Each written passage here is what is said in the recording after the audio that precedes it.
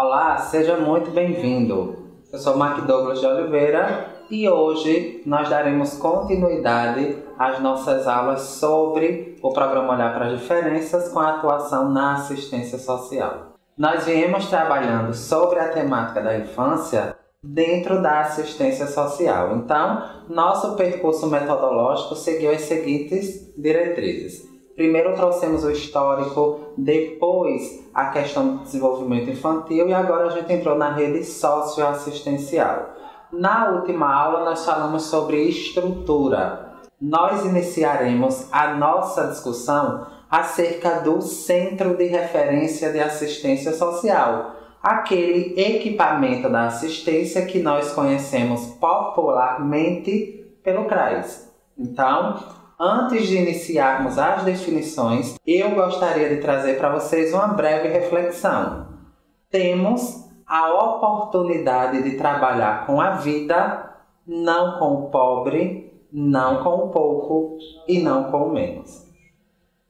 A estrutura do CRAS, como você já deve saber, inclusive por trabalhar na ponta, sabe que o CRAS é a porta de entrada para todos os direitos e benefícios socioassistenciais.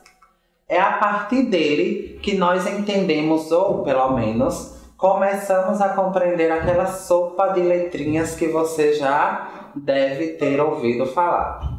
Então, dentro dessa estrutura do CRAS, nós temos desde os atendimentos básicos da assistência social, como também os encaminhamentos para essa rede socioassistencial.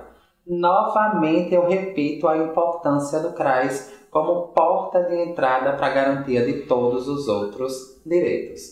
E aí a gente vai poder identificar que dentro desse equipamento nós trabalhamos diversos serviços e programas e, consequentemente, também trazemos a discussão para a pessoa com deficiência, onde também é desenvolvida uma grande política social.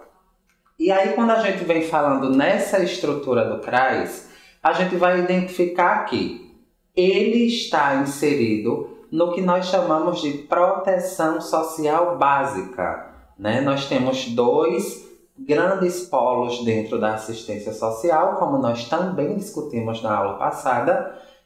A proteção social básica está como a porta de entrada e a proteção social especial, que é o que a gente vai trabalhar na nossa aula próxima, na verdade vai trazer o atendimento especializado para violações de direitos. Então, voltando para a proteção social básica, nós entendemos que o principal objetivo dessa proteção social é justamente garantir de forma preventiva que indivíduos e famílias estejam, claro, assegurados da exposição e de situação de riscos e vulnerabilidade social. Ou seja, o objetivo principal da proteção social básica é justamente garantir que esses indivíduos ou famílias possam estar fora dessa situação de vulnerabilidade. E aí, a gente vai visar, de toda forma, vulnerabilidades que são decorrentes da pobreza.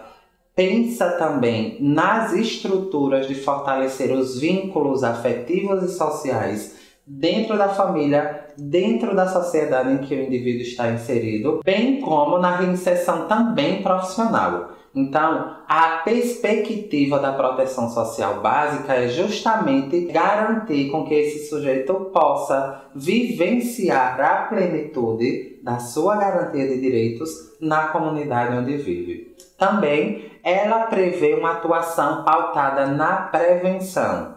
E aí a gente vai envolver todas as questões que envolvem preconceitos raciais, de gênero, de cor e, consequentemente, de deficiências. Nessa estrutura, a proteção social básica ela atua de uma forma muito específica. Ela atua na prevenção.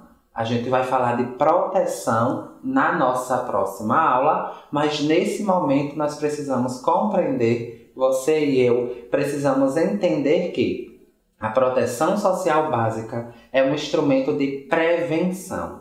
E aí, nesse processo de articulação das prevenções de possíveis violências, a gente não necessariamente vai precisar deixar com que a violação ocorra. E aí você sabe, como está na ponta, que essa articulação é feita corpo a corpo, e a gente vai falar um pouquinho sobre essa estrutura do CRAS.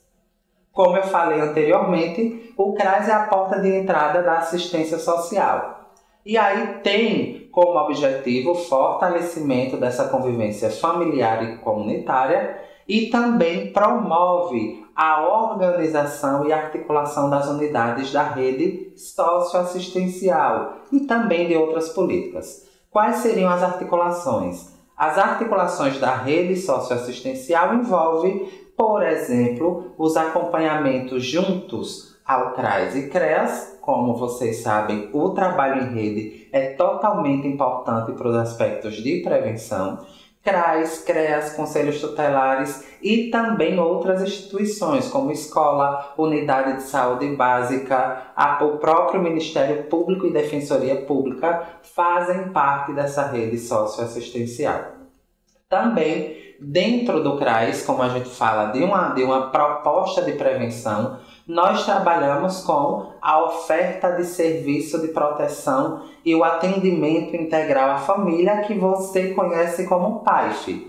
O acompanhamento PAIF é justamente aquele acompanhamento voltado para as famílias, claro, trabalhando na perspectiva de superação dessas vulnerabilidades, lembrando que no CRAS, na atenção básica, nós precisamos compreender que essa família tem vulnerabilidades, mas existe uma série de potencialidades que você, enquanto profissional da ponta, precisa identificar para poder realizar os devidos encaminhamentos. Então, o sujeito, a família, ele é provido, ele está em situação de vulnerabilidade, mas as suas potencialidades podem ser justamente o segredo para superar as vulnerabilidades. Então, o PAIF seria um serviço extremamente, é o carro-chefe, na verdade, do atendimento do CRAS, e é o acompanhamento dessas famílias, um acompanhamento sistemático, um acompanhamento que é necessário fazer um planejamento identificando as estratégias que aquela família onde ela foi inserida, claro, por algum tipo de necessidade específica no contexto de vulnerabilidade, vai precisar ser acompanhada mensalmente. Dentro do serviço básico, nós temos também o serviço de convivência e fortalecimento de vínculos, que nós chamamos, de serviço de convivência. Esse está para a gente como instrumento primordial para a garantia desses direitos. Por quê? Primeiro, o serviço de convivência tem como trabalhar todas as questões preventivas, principalmente pelo público. Nós temos serviço de convivência para criança, serviço de convivência para adolescente, serviço de convivência, hoje a gente fala de um serviço intergeracional, que vai envolver todas as faixas etárias, e também o serviço de convivência do idoso, da pessoa idosa. E aí, nessa estrutura, nós podemos trabalhar diversas temáticas, como o próprio respeito às diferenças, a própria questão, inclusive, da pessoa com deficiência, ela pode estar sendo incluída dentro dessas discussões. Na verdade, o serviço de convivência, ele tem possibilidades de dar ao profissional a possibilidade de trabalhar temas delicados na comunidade.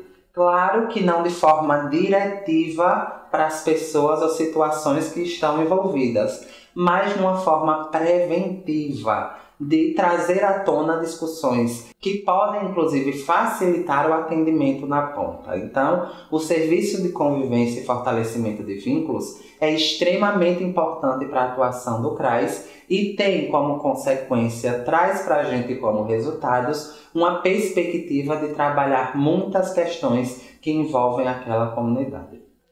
Dentro do Centro de Referência de Assistência Social, CRAS, nós também temos a concessão de benefícios eventuais. Ainda falando do Centro de Referência de Assistência Social, nós temos também um grande aliado para a superação das vulnerabilidades, que é o que nós conhecemos como concessão de benefícios eventuais. E aí vão envolver, claro, aqueles kits enxovais, cestas básicas, muitas vezes a solicitação também de segunda via de documentação civil. Lembrando que a concessão de benefícios eventuais ela precisa ser de forma comedida e não pode ser misturada ou confundida com aquilo que nós chamávamos anteriormente de assistencialismo. A concessão de benefícios eventuais é justamente por um período na qual o profissional identificou na ponta uma necessidade específica dessa família ou indivíduo e esse benefício eventual entra como um suporte momentâneo. Ele não está como um suporte continuado. Por isso que a gente tira essa característica do que nós chamaríamos de assistencialismo. A estratégia é fazer com que o sujeito possa superar, possa sair dessa situação de vulnerabilidade. E por isso, o benefício eventual ele precisa ser transitório e não continuado. Também temos os benefícios assistenciais. Dentro da estrutura do CRAS, nós temos o acompanhamento do benefício de prestação continuada BPC. E aí a gente vai entrar, claro, aquelas pessoas idosas que consequentemente não contribuíram com o INSS e o carro-chefe do benefício de prestação continuada, o BPC, é justamente o de pessoa com deficiência. Quando a gente traz para o olhar do nosso programa, isso para a gente é de extrema importância. O BPC, como você sabe, ele é destinado para pessoas com deficiência e, como eu trouxe, não contribuíram com o INSS. Nessa perspectiva, o BPC precisa ser acompanhado mensalmente, acompanhado por uma série de fatores. Todos nós sabemos que a pessoa idosa, a pessoa com deficiência, que é o qual a gente traz para a nossa discussão hoje, elas são, claro, vítimas de uma série de situações, uma série de violências e uma série de vulnerabilidades. Uma delas que a gente encontra muito facilmente no serviço junto ao CRAS é justamente a apropriação indevida desses bens, desse benefício. Muitas vezes parentes próximos ou pessoas próximas se apropriam desse benefício e, consequentemente, deixa esse usuário sem assistência alguma. Então, o papel do CRAS é justamente acompanhar esse usuário e, como consequência, poder também inseri-lo como serviço de convivência. E aí, consequentemente, garantindo para esse sujeito, para esse indivíduo, a possibilidade de uma reinserção social, garantindo a sua participação plena e social na comunidade. Também nós temos dentro do CRAS aquilo que nós chamamos de cadastro único dos programas sociais, que nós chamamos de CAD único. E dentro dele envolve também o programa Bolsa Família. Lembrando também que o programa Bolsa Família também é destinado para famílias com vulnerabilidade social e que precisam se encontrar com um perfil socioassistencial.